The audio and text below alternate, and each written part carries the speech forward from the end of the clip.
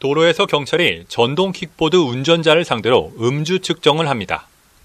술을 마시고 전동 킥보드를 타다 횡단보도를 건너던 보행자를 들이받은 겁니다. 차량하고 부딪힐까 봐도 걱정이 되고 가다가 혼자 넘어질까 봐도 걱정이 되는데 술 먹고 그것도 음주나 마찬가지인데 이렇게 음주 상태에서 전동 킥보드를 타다 사고를 냈다면 자동차와 마찬가지로 가중 처벌해야 한다는 대법원 판단이 나왔습니다. 전동 킥보드는 원동기 장치 자전거, 그러니까 자동차 등에 포함돼 음주운전 사고를 가중 처벌하는 특가법을 적용해야 한다는 겁니다. 피고인 측은 도로교통법에는 자동차와 전동 킥보드의 음주운전 처벌 규정이 따로 있다며 특가법도 다르게 봐야 한다고 주장했지만 받아들여지지 않았습니다.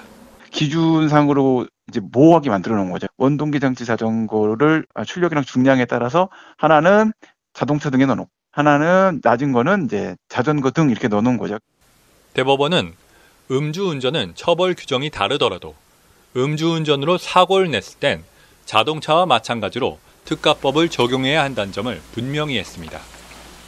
경찰청이 집계한 전동 킥보드 사고는 2017년 100여 건에서 2021년 1,700여 건으로 크게 늘었고 지난해에만 26명이 사망한 걸로 집계됐습니다. KBS 뉴스 백인성입니다.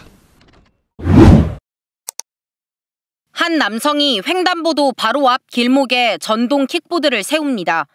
잠시 뒤 경찰이 도착하고 킥보드 운전자를 상대로 음주 측정을 합니다.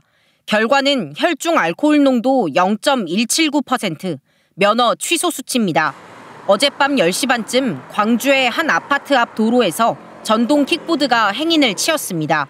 해당 남성은 음주 상태에서 전동 킥보드를 타고 가다 횡단보도를 건너던 40대 남성을 들이받았습니다. 보행자는 넘어져 찰과상을 입었습니다. 차량하고 부딪힐까 봐도 걱정이 되고 가다가 혼자 넘어질까 봐도 걱정이 되는데 술 먹고 그것도 음주나 마찬가지인데 좀 단속 좀 강화시켜줬으면. 전동 킥보드는 도로교통법상 탄 채로 횡단보도를 건널 수 없습니다. 또 음주운전 시 자동차 음주운전과 똑같은 행정 처분을 받습니다. 혈중 알코올 농도 0.03% 이상이 나오면 운전면허 정지, 0.08%부터는 면허가 취소됩니다. 지난해 한 회사원이 운전면허가 취소되자 과도하다며 행정심판을 제기했는데 국민권익위원회는 처분이 정당하다고 결론냈습니다.